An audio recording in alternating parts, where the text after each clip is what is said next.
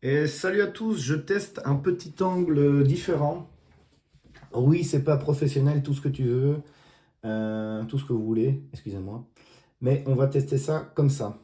Parce qu'il y avait l'application Loom, je crois qu'il s'appelle, où tu peux avoir un petit écran de ma tête et tout ça. Bref, ça sera peut-être pour plus tard. Mais ici, aujourd'hui, je vais vous parler de la concurrence. Et pourquoi il faut parler de concurrence? Ben, c'est très simple, c'est que s'il y a de la concurrence, c'est qu'il y a un marché. Je crois que je l'avais déjà dit dans une autre de mes vidéos. À Limal, il y avait trois boulangeries, quatre même à un moment. Et bah voilà, du pain, tout le monde en a besoin, tous les jours, tout le temps. Il y en a un qui est en vacances, l'autre a un meilleur produit, un meilleur croissant. Bref, on va faire Mice et après on va faire Poppy sur une autre vidéo. Donc, l'application, qu'est-ce qu'il nous montre ici? On regarde un peu, ça nous vient d'Allemagne. Ouais, on voit un truc, c'est pas mal comme ça. Euh, donc déjà, je trouve que c'est une petite vidéo, ça vaut plus que 1000 mots. Ou je sais pas c'est quoi le slogan. Mais bref, on voit un gars, jeune cas dynamique, hop, il arrive, prend la voiture, il rentre, puis c'est une fille. Bon, voilà, une app, un clic, une voiture, assez simple, très très simple même. Donc ils ont des tarifs, les meilleurs tarifs de tous les temps, tarifs vacances, last minute. Donc c'est du car sharing au kilomètre, pas à la minute. Donc ça c'est quand même aussi très important. Parce que on peut voir, enfin, je peux voir que les trajets sont quand même assez longs. Donc, vous allez me dire, mais quelle banalité qui raconte ce mec, évidemment, si tu prends la voiture, c'est pas pour faire 300 mètres, quoi.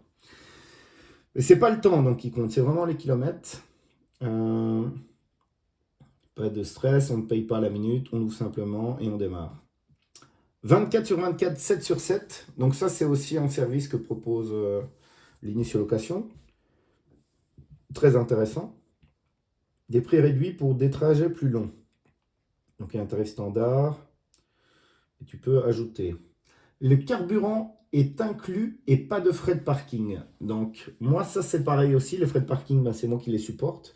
Eux c'est pareil, je me demande comment ils font dans les villes, ils doivent avoir des contrats avec la commune parce qu'ils sont garés dans plein de rues différentes et des rues payantes, je suppose. Et 24 sur 24, 7 sur 7, je me demande combien ils payent pour ça.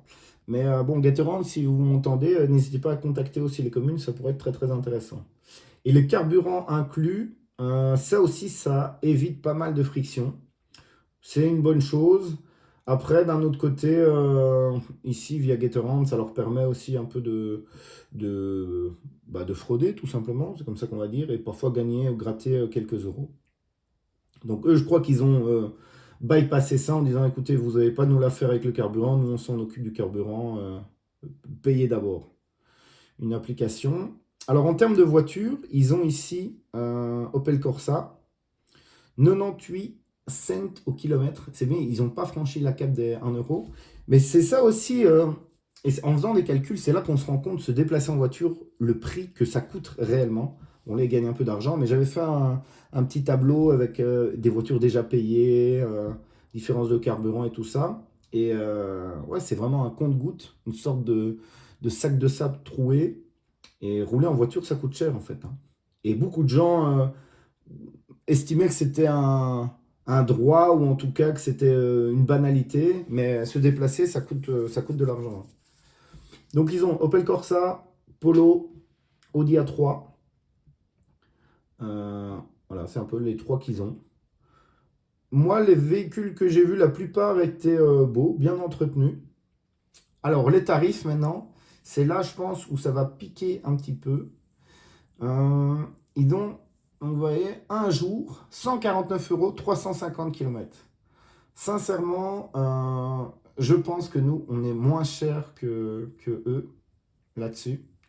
750, 324, je pense qu'on est moins cher que eux. Leur avantage à eux, c'est vraiment leur positionnement un peu partout, quoi. Donc là où moi je suis dans des parkings souterrains, eux ils sont disponibles vraiment à rue. Et ils ont des tarifs last minute aussi, donc ils gèrent ça. Moi je le gère manuellement. Eux ils le font, ils l'affichent directement sur leur tableau. Donc ça, c'est le prix standard, tarif horaire, tarif journalier. Ah, ils ont quand même d'autres offres, vous voyez, avec moins de kilomètres. Donc ça se rapproche plus ou moins d'un prix de location. Intéressant. Donc on est quasiment kiff-kiff, hein, j'ai envie de dire.